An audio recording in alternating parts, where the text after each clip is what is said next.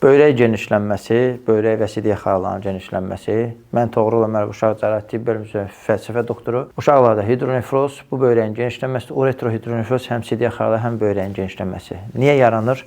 Və nə zaman nə etmək lazımdır? Ümumiyyətlə, hidronefrozu yaradan səbəb bir neçədir. Bu böyrəyin genişlənməsi yaradansa böyrək çıxışında sidik axarının dar olmasıdır. Bəzən həmin axarın özlərindən əlavə bir arteriya keçərək sıxır, antivazal damar deyirik. Bunun nəticəsində böyrəyin öncə ləyən genişlənir, sonra kəsalar genişlənir və böyrək kapsülləri orqan olduğuna görə yaranan sidik tam axıb gedə bilmədiyinə görə sıxılaraq kapsül arasında böyrək toxuması incəlir və nəticədə böyrəyin məhvinə gətirib çıxara bilir. Bu hallar əgər birinci, ikinci dərəcəyə qədər izlənilir, ikinci dərəcənin üzərindədirsə artıq ultrasəs müayinəsi, artıq intravenöz piyelografiya dediyimiz kontrast vurularaq çəkilməsi və sintiqrafi müayinədən sonra cərrahi müdaxilə mütləq tövsiyə olunur. Və cərrahi müdaxilədə hansı ki daralmışsa götürülərək sidik yaxar təkrar ləyənə tikirərək bu problem aradan qaldırılır. Bunu istər qapalı şəkildə laparoskopik icra etmək olur, istər isə açıq şəkildə mikrocərrahi, yəni balaca bir kəsikdən girməklə mümkündür.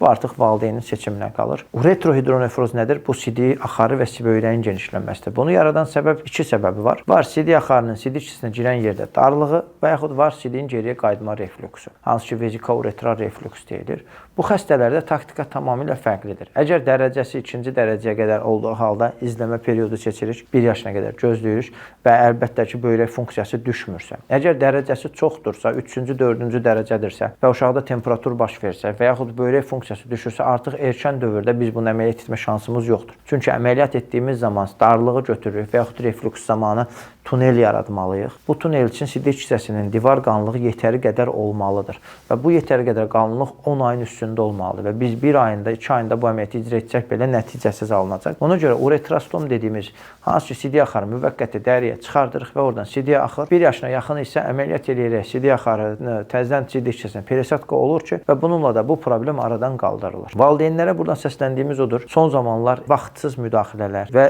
düzgün ixtisas olmayan insanların müdaxiləsi və yaxud hansısa bir protokol olmayan cərrahi əməliyyatlar icra olunmuş xəstələr çox müraciət edir. Sadəcə valideynlər diqqətli olsunlar. 1. Uşağınızı professional uşaq cərrahi uşaq uroloğuna göstərməniz tövsiyə olunur. İkinci növbədə hansısa bir göstərdiyiniz halda hansısa bir nəticədən qane qalmamışsa başqa bir cərraha müraciət etməniz də tövsiyə olunur. Çünki ola bilər ki, kiminsə gözündən qaçan bir hal digər bir yerdə aşkar çıxsın. Üçüncü növbədə bəlli protokol müayinələr var ki, bunları keçmədən hansısa birbaşa əməliyyat tövsiyə və yaxud son zamanlar gəlir hidronefroz var, böyrəyi götürək deyirlər. Niyə? Biz bu böyrəyə əgər funksiyası 5%-in altına düşməyibsə onu götürmək tövsiyə etmirik. Ona görə valideynlər diqqətli olsunlar. Kimi nə zaman seçdiklərini və bu işlə professional məşğul olan insanların yanına getməsi tövsiyə olunur. Çünki böyrək əldə etmək çox çətindir və böyrək uşağın orqanizmində böyük bir rol oynayır ki, həyati funksiya yerinə yetirir və onu maksimum şəkildə qorumaq lazımdır. Təşəkkürlər.